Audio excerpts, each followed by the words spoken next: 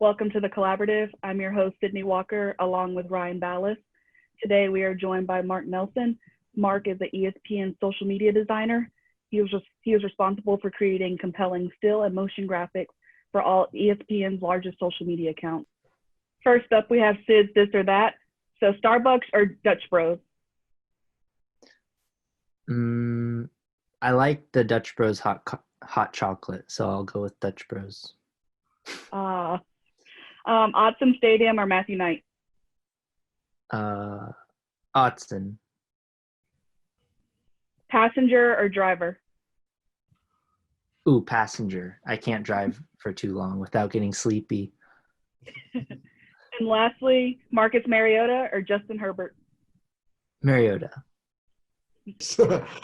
Mark, could you start off by sharing the first memory that you had that sparked your interest in sports?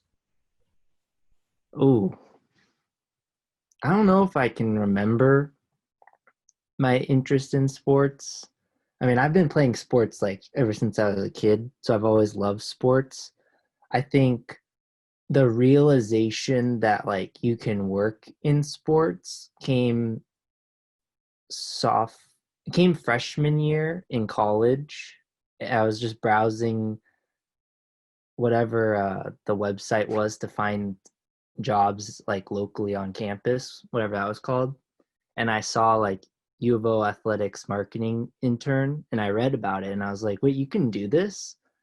And then I applied for it, and just kind of like going in for that interview and walking into the facility and stuff like that was pretty eye-opening and exciting for me, because I was like, oh, like I can get involved in this, and that was really cool. And I wish like people know about this like when they're in high school, because I think you could get a really big head start if you just were aware that this goal exists and you're not waiting till college to start working towards that goal. We know that design's an artistic approach that really portrays storytelling.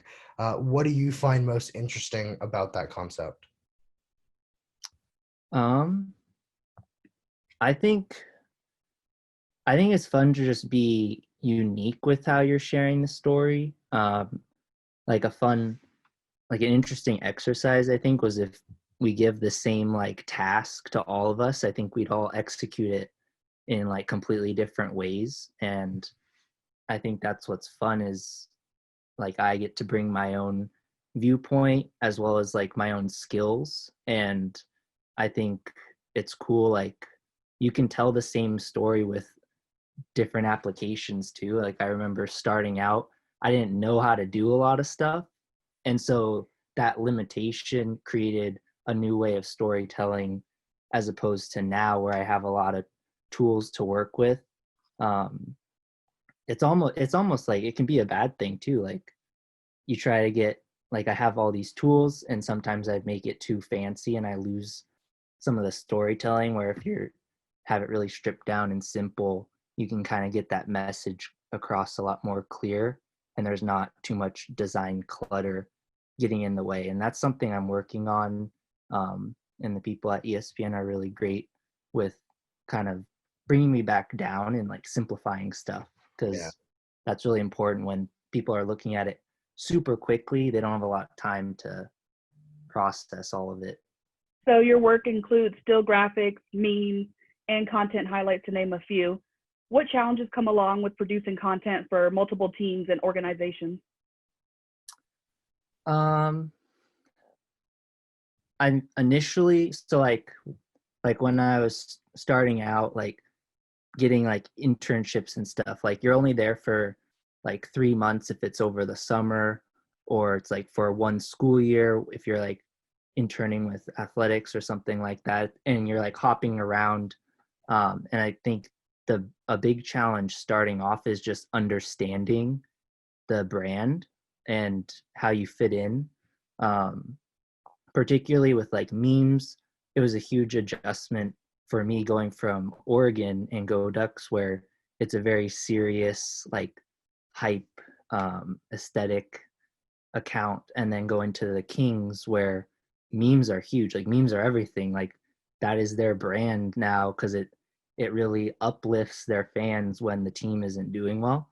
And understanding that was an adjustment period. So that was difficult. And when you're jumping around, it can be hard to kind of, like, the moment I kind of felt comfortable, like the internship ended, and then I'm back at school for this year. So I think that's a big adjustment and is challenging. When you're designing, do you envision like the format or the content being different depending on which platform you're posting it on?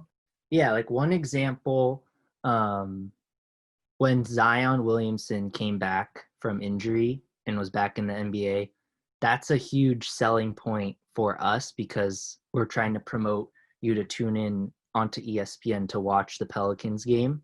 And so we're thinking creatively, how can we promote this? And so on Twitter, well, first back up. The idea was Zion jumps out of an IG feed and it is in front of the IG feed. Okay. That's the idea. And then for Twitter, in order to maximize that space, it had to be a square. And so then thinking about how we design for that square on Twitter specifically, do you include the header that says like ESPN has the like little icon?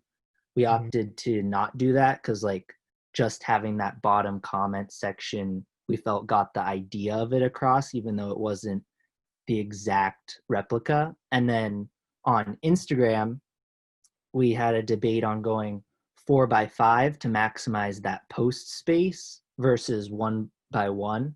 But 1x1 was easier because we had already created the 1x1 for Twitter, and you'd have to like extend it for a 4x5. And then another issue was, say for Twitter, we wanted to include the header that has the username and the profile pic.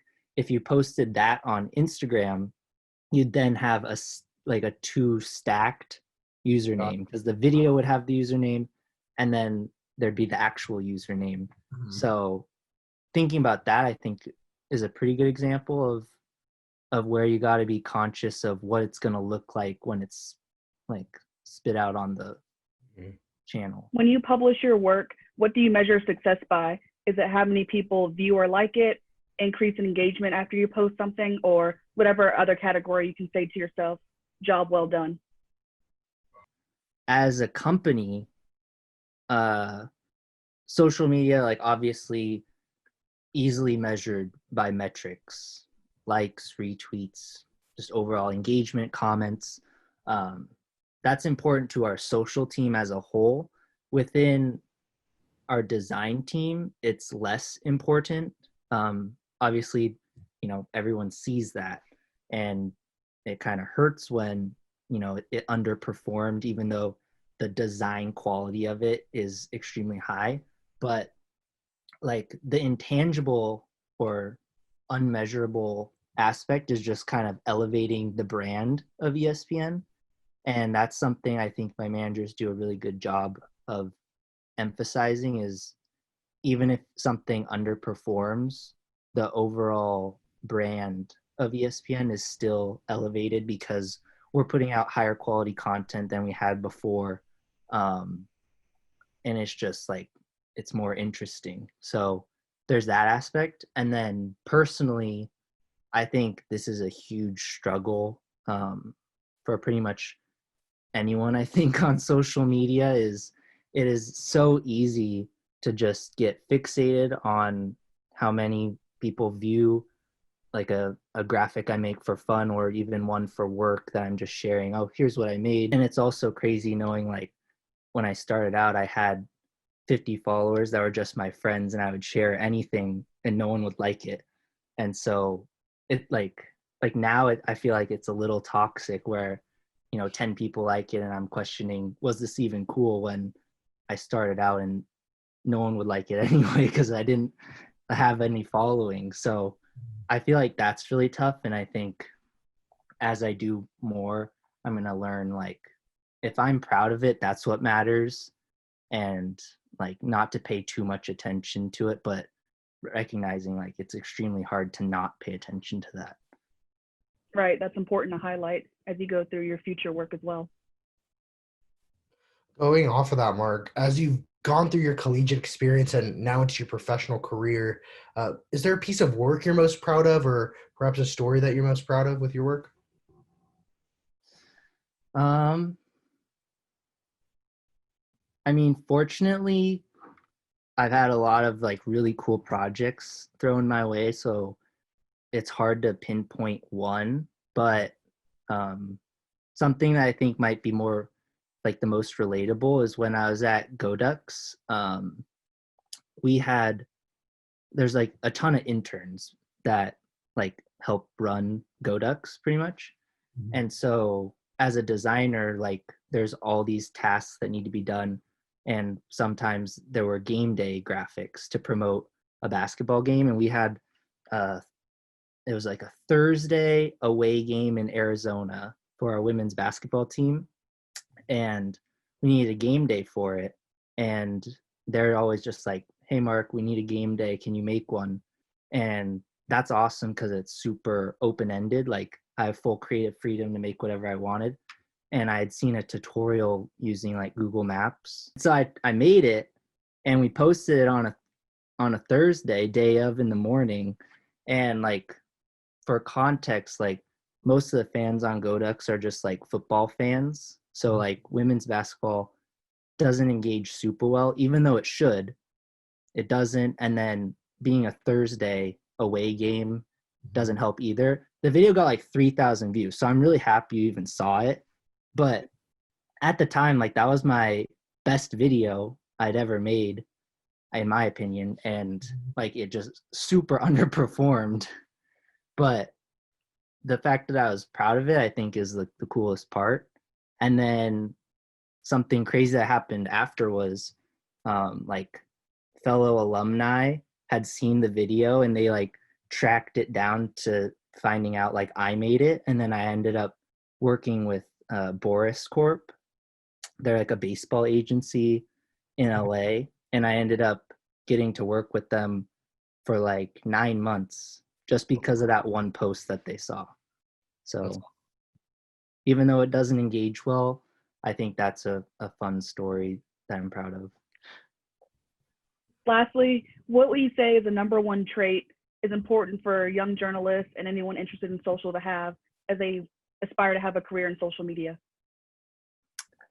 I think if you just are open to learning, I think that's just I believe it's just gonna guarantee you success. Like immediate success, maybe not. But I think if you just keep learning, there's like no reason that you can't succeed because you're just gonna be becoming more knowledgeable.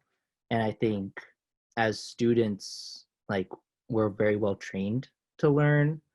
And if like you're learning about something you're passionate about, like I struggle to study about finance, like that's not really my thing.